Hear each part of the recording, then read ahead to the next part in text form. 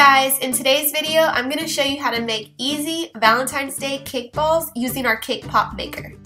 What I'm doing now is actually spraying the cake pop maker with a non-stick spray, and then I'm just putting my batter directly into a decorating bag.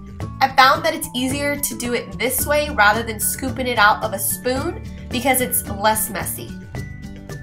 The batter that I'm using here today is actually made from scratch. If you're interested, I'll leave that recipe down in the description box below. If you don't want to make a homemade cake, all you have to do is just use like a regular cake mix out of a box and it'll work perfectly fine.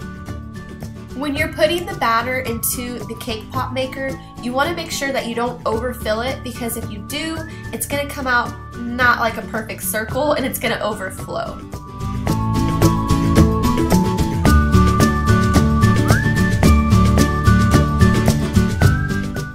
Now that I'm done filling the cake pop maker, I'm just going to close it, plug it in to turn it on, and then set the timer for 4 minutes.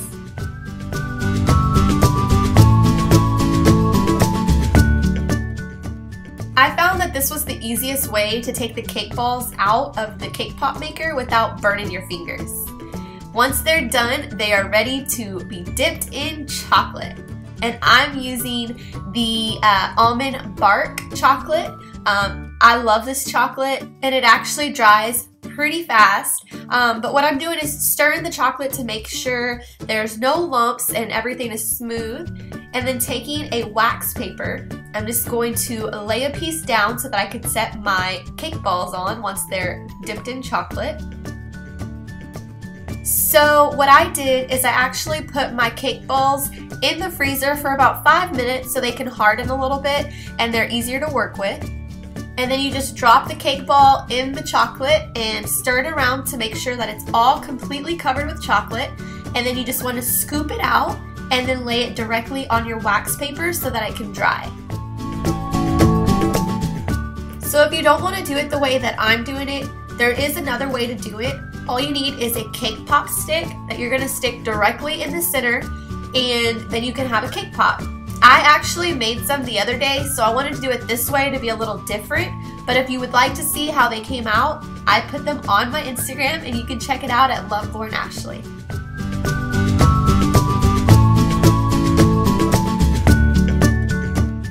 So the next step is my favorite. It's sprinkle time. You want to make sure that you put your sprinkles on pretty quick before the chocolate dries, because if it dries before you put your sprinkles on, it won't stick to the chocolate. The best part of decorating is there's no wrong or right way, so you can totally have fun with this part.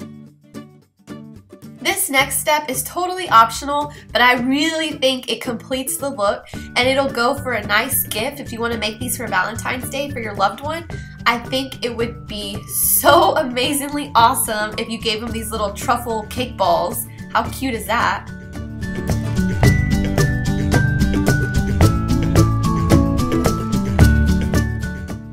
Well guys, this is the finished result. I really hope you guys enjoyed this video tutorial, and if you decide to recreate any of these little cake balls, I would love to see how they turned out. If you tag me on my Instagram at luvlaurenashley, or you could even send me a picture through Facebook, I would love to see it. So yeah, definitely do that. And you want to make sure that you store your finished product in an airtight container. I got this container for Christmas, but I did see them at Hobby Lobby, so if you're interested in buying this cupcake holder, it holds 24 cupcakes and Hobby Lobby does carry them.